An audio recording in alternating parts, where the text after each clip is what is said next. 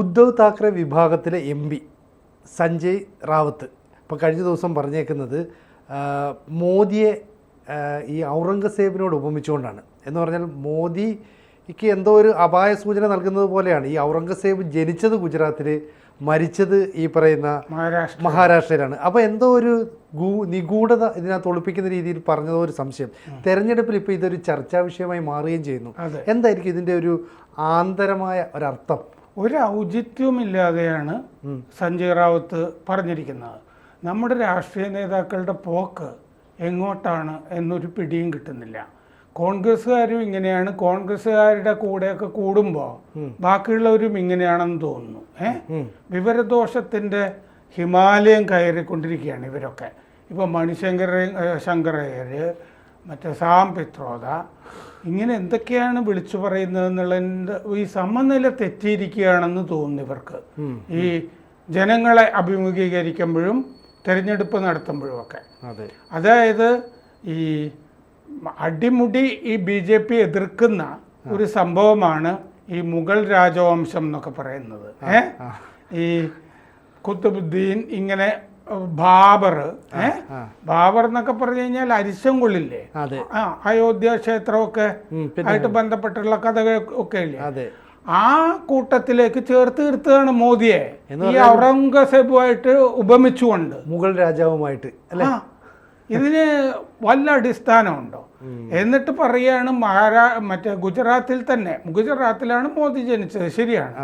പക്ഷെ മരണം മഹാരാഷ്ട്രയിലായിരിക്കുമെന്ന് പ്രവചിക്കുന്നത് എന്തടിസ്ഥാനത്തിലാണ്?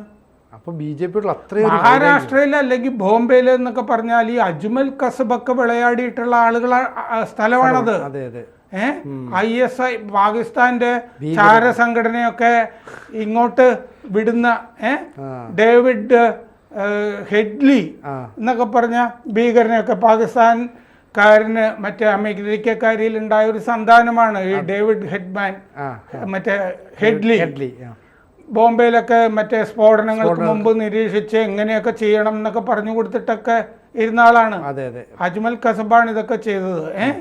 കാർക്കറയെ കൊന്നത് ഇപ്പൊ ഹേമന്ത് കാർക്കറെ ആണല്ലോ. എന്നിട്ടൊരു പോലീസുകാരനെ വെടിവെച്ച് കൊന്നെന്നും ഒരു അവിടുത്തെ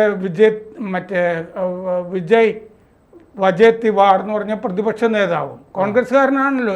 എന്തും പറയാം, രാഹുൽ ഗാന്ധി ആണല്ലോ മാതൃക. അപ്പോൾ ഈ രണ്ട് കാര്യങ്ങൾ ശരിയാണ്. ഗുജറാത്തിലാണ് ഔറംഗസേബ് ജനിച്ചത്. ദഹോദ് എന്ന് പറഞ്ഞ സ്ഥലത്താണ്.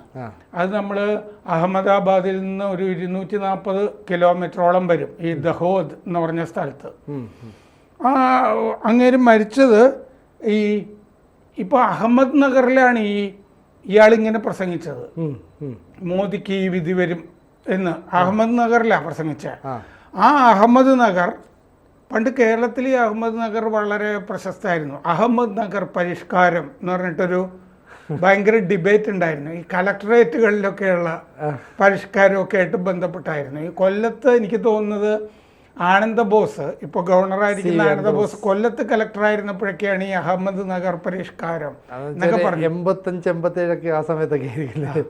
ഇപ്പൊ അഹമ്മദ് നഗറിന്റെ പേര് മാറ്റി അഹല്യ നഗർ എന്നാക്കിയിട്ടില്ലേ, അഹല്യബായി ഹോൾക്കറിന്റെ പേരില്. അപ്പോൾ അവിടെ മറ്റേ അഹല്യ നഗറിനടുത്തുള്ള ബിനഗർ സൈനിക ക്യാമ്പിൽ ആണ് മരിച്ചത് ഇയാള് ഔറംഗസേബ്. ഈ രണ്ട് കാര്യങ്ങളും ശരിയാ. പക്ഷെ മോദിക്ക് എങ്ങനെയാണ് ഔറംഗസേബുമായിട്ട് ബന്ധം വരുന്നത്? അപ്പൊ അതിന് പിന്നിൽ എന്തോ ഒരു ഗൂഢാലോചന പോലെ ഒരു സാധനം നിഴലിക്കുന്നുണ്ടോ? അഹമ്മദ് നഗറിൽ ചെന്നിട്ട് അവിടുത്തെ ആളിന്റെ ഒരു കാര്യം പറയണമെന്നുണ്ടെങ്കിൽ അഹല്യബായി ഹോൾക്കറിന്റെ കാര്യമാണ് പറയേണ്ടത്. ഇപ്പൊ മോദിയോ അമിത്ഷായോ ഇപ്പൊ അഹല്യ ബായ് നഗർ പേര് മാറ്റിയ അഹമ്മദ് നഗറിൽ പോയാൽ അവരോർക്കുന്ന അഹല്യബായി ഹോൾക്കറെ ആയിരിക്കും. എന്തുകൊണ്ടാണെന്നറിയോ? ഈ ഔറംഗസേബ് തകർത്ത ക്ഷേത്രങ്ങൾ മുഴുവൻ പിന്നീട് നിർമ്മിച്ചത് ഈ മറാത്ത സാമ്രാജ്യത്തിൻ്റെ ഇൻഡോറിലെ ശാഖയുടെയൊക്കെ രാജ്ഞിയായിരുന്ന അഹല്യബായി ഹോൾക്കറാണ്. നമ്മുടെ കാശിയിലെ ക്ഷേത്രം നിർമ്മിച്ചത്. ഒക്കെ പുനർനിർമ്മിച്ചൊക്കെ അവര് ആണ്. മാത്രമല്ല കാഞ്ചീപുരം സൗത്ത് ഇന്ത്യയിലും ചെയ്തിട്ടുണ്ട് അഹില്യബായി ഹോൾക്കർ. അവരുടെ 300-ാം വർഷമാണ്.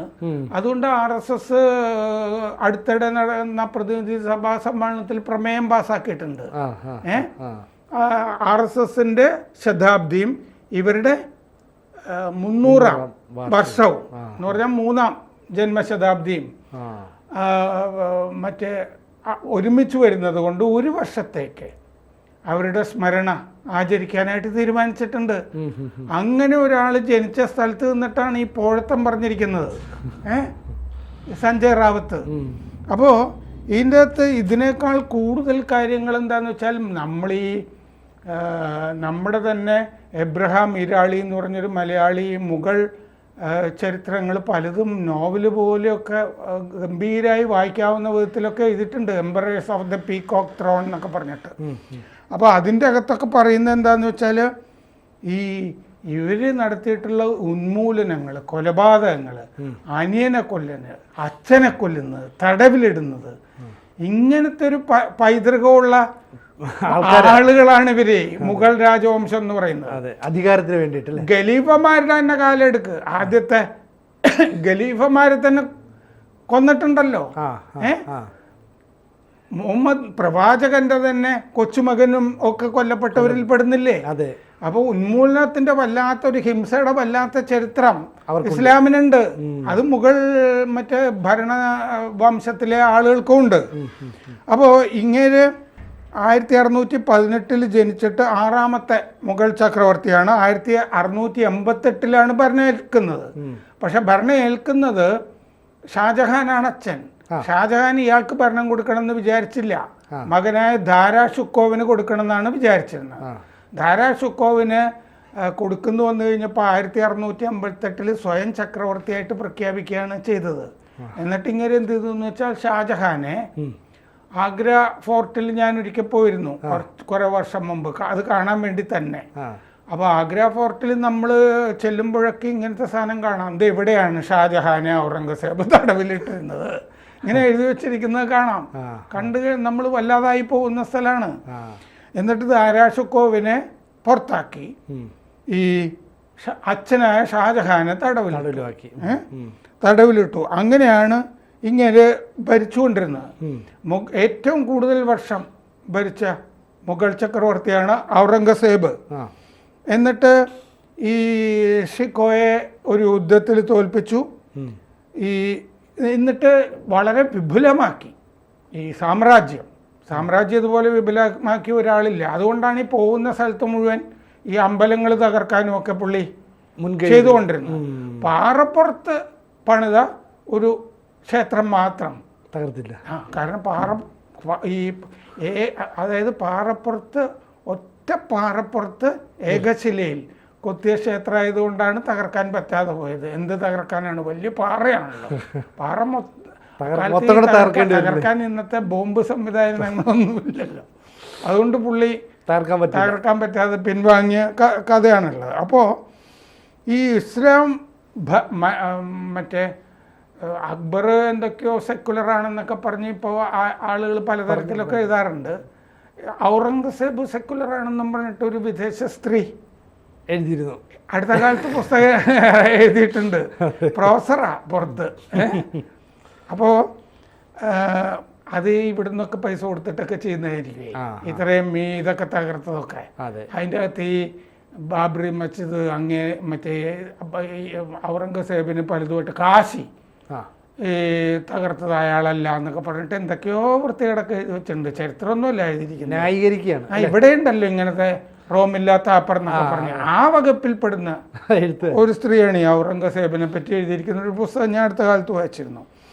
ആ കാലത്ത് ഏറ്റവും വലിയ സാമ്പത്തിക എന്താ പറയുക ഇക്കോണമി ആയിരുന്നു ഈ മുഗൾ ഇന്ത്യയുടേത്. ഇയാൾ ഭരിക്കുന്ന കാലത്ത് ഇസ്ലാം ഭരണത്തിൻ്റെ ഫത്തവ അലംഗീരി എന്ന് പറഞ്ഞിട്ട് ഈ ശാസനം തന്നെ നടപ്പാക്കിയിരുന്നു. ഇയാളെ അലംഗീർ എന്ന് വിളിക്കുമായിരുന്നു, കോൺഗറർ എന്നുള്ള ആക്രമിച്ച് കീഴടക്കുന്ന ആൾ എന്നുള്ള അർത്ഥത്തിലൊക്കെ.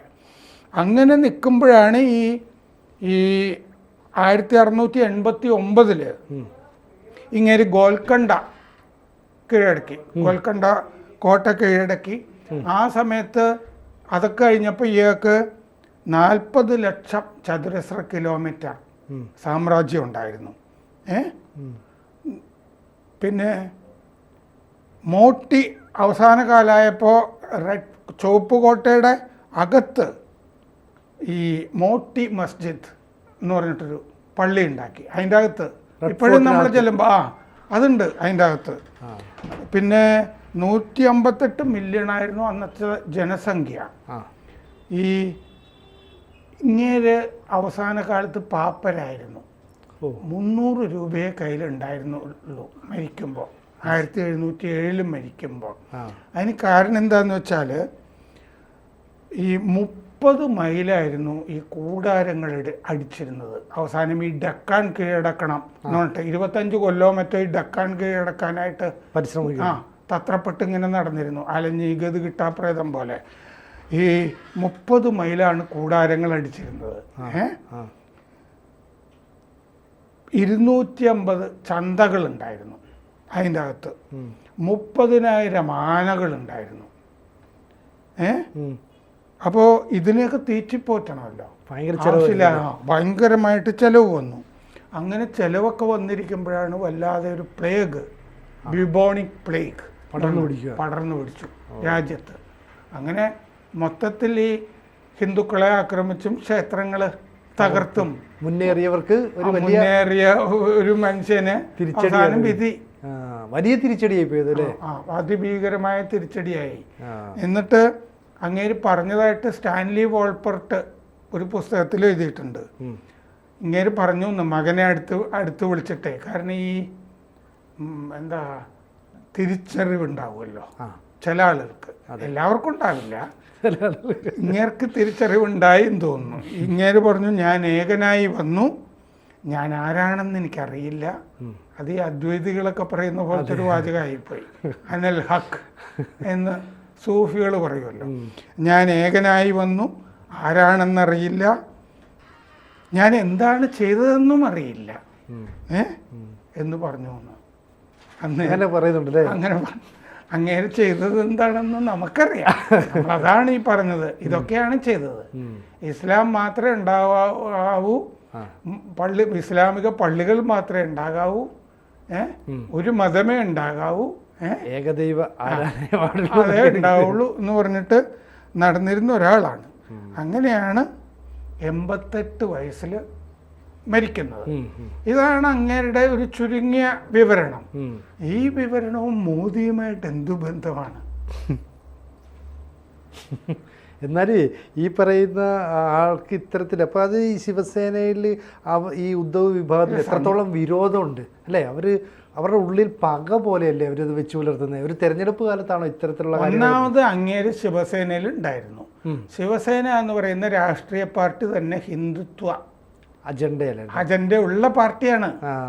അതുകൊണ്ടാണ് മഹാരാഷ്ട്രയിൽ സത്യത്തിൽ മോദിക്ക് പോലും ശരിക്കും ക്യാമ്പയിൻ ചെയ്യാൻ കഴിഞ്ഞു എന്ന് ഞാൻ കരുതുന്നില്ല.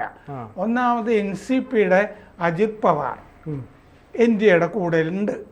അങ്ങേര് പ്രചാരണത്തിനൊന്നും ഉണ്ടായിരുന്നില്ല. കാരണം അങ്ങേരുടെ ഭാര്യ സുനേത്ര ബാരാമതിയിൽ മത്സരിക്കുന്നത് കൊണ്ട്, അപ്പുറത്ത് സുപ്രിയ സുളെ ആയതുകൊണ്ട് അവിടെ പോയി കൂടുതൽ അവിടെ തന്നെ തളച്ചിടപ്പെട്ടു, വരാൻ പറ്റിയില്ല ആ ഭാഗത്തേക്ക്.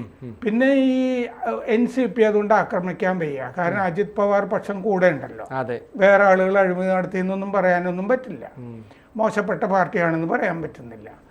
ഈ ശിവസേന കൂടെ ഉള്ളതുകൊണ്ട് ഈ ഉദ്ധവ് താക്കറെ വിഭാഗത്തിന് ചീത്ത പറയാൻ പറ്റില്ല. അവരുടെയും അജണ്ട ഈ ഹിന്ദുത്വ അജണ്ടയാണല്ലോ. അങ്ങനെ ബുദ്ധിമുട്ടി നിൽക്കുന്ന മഹാരാഷ്ട്രയിലെ ഒരാളാണ് ഈ സഞ്ജയ് റാവത്ത്. എന്നിട്ട് ഇങ്ങനെ പറയുന്നത്, അവിടെ തന്നെ ഈ ഷിൻഡെ മുഖ്യമന്ത്രിയായിട്ടുള്ള പുള്ളി തന്നെ വേറെ ചില ഇപ്പോൾ പള്ളിയായിട്ട് കിടക്കുന്ന 1-2 സ്ഥലങ്ങളൊക്കെ തിരിച്ചു പിടിക്കുന്നൊക്കെ പറഞ്ഞ് അതിൻ്റെ ശ്രമമൊക്കെ നടത്തിക്കൊണ്ടിരിക്കുന്ന ഘട്ടമാണിത്. എന്നിട്ടാണ് ഈ അജണ്ട വിട്ടിട്ട് ഒരു സംസാരം. ഹിന്ദുത്വ അജണ്ടയുള്ള ഒരാളുടെ മുതുകത്ത് ഒരു ഇസ്ലാമിക ഭീകരനെ പേര് കെട്ടിവെക്കുന്നത്, ചാടത്തി വെക്കുന്നത്. എന്താണ് ഇതിൻ്റെ ഒരു ഇതെന്ന് മനസ്സിലാകുന്നില്ല.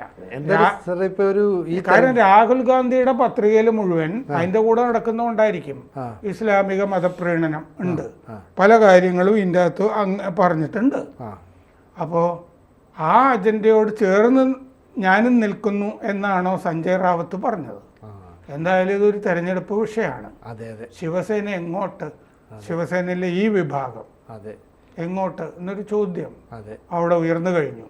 എന്തായാലും ഹിന്ദുത്വ അജണ്ടയിൽ ഊന്നി നിന്നു എന്ന് എല്ലാ കാലത്തും വിശ്വസിക്കപ്പെടുന്ന ശിവസേനയിലെ അമ്പലം പണിയുന്ന ആളും അമ്പലങ്ങളിലേക്ക് പോവുകയും തീർത്ഥാടനം നടത്തുകയും ചെയ്യുന്ന ഒരു രാഷ്ട്രീയ നേതാവിനെ പറ്റി ഇത്ര മോശമായ ക്ഷേത്രങ്ങൾ തകർത്ത ഒരാളോട് ഉപമിക്കുക എന്ന് പറയുന്നത് സമനില തെറ്റിയ ഒരാളായിരിക്കണം, ഭ്രാന്തായിരിക്കണം. ചികിത്സയാണ് അടിയന്തരമായി സഞ്ജയ് റാവത്തിന് വേണ്ടത്. എന്തായാലും ലോക്സഭാ തെരഞ്ഞെടുപ്പ് കഴിഞ്ഞാൽ പോലും ഈ വിഷയത്തിലുള്ള ചർച്ച അവസാനിക്കില്ല എന്നുള്ള ഒരു ഉറപ്പാണ്. മാത്രമല്ല ജനനത്തിന്റെയും മരണത്തിന്റെയും ഒക്കെ കാര്യം പറയുമ്പോഴൊക്കെ ഒരു വല്ലാത്ത, നമ്മൾ ദുശകുനം എന്നൊക്കെ പറയുന്ന പോലത്തെ ഒരു വല്ലാത്തൊരു വൃത്തികെട്ട രീതിയായി പ്രവചനോ അതുപോലെയൊക്കെ ആയിപ്പോയി. വേറെന്തൊക്കെയോ ആസൂത്രണം ഇവര് അണിയറയിൽ ചെയ്യുന്നുണ്ടോ എന്നുള്ള സംശയം പലരിലും അത് ഉണ്ടാക്കി. അതാണ്. അതുകൊണ്ട് ഈ പോലീസിൽ കേസ്, ഇലക്ഷൻ കമ്മീഷന് കേസ് എല്ലാം ഉണ്ട് ഇപ്പോ. അപ്പൊ എന്തായാലും ഇന്ത്യൻ പ്രധാനമന്ത്രിയെ കുറിച്ചുള്ള ഈ ഒരു പ്രസ്താവന വരും ദിവസങ്ങളിലും വലിയ ചർച്ചയായി മാറും തോന്നുന്നു. അപ്പൊ നമുക്ക് ഇതിന്റെ കൂടുതൽ വിവരങ്ങൾ ഇനി ചർച്ച ചെയ്യാം. കൂടുതൽ വാർത്തകളും വിശേഷങ്ങളും നിങ്ങളിലേക്ക് എത്താൻ ABC മലയാളം സബ്സ്ക്രൈബ് ചെയ്യുക, ബെൽ ബട്ടണും അമർത്തുക.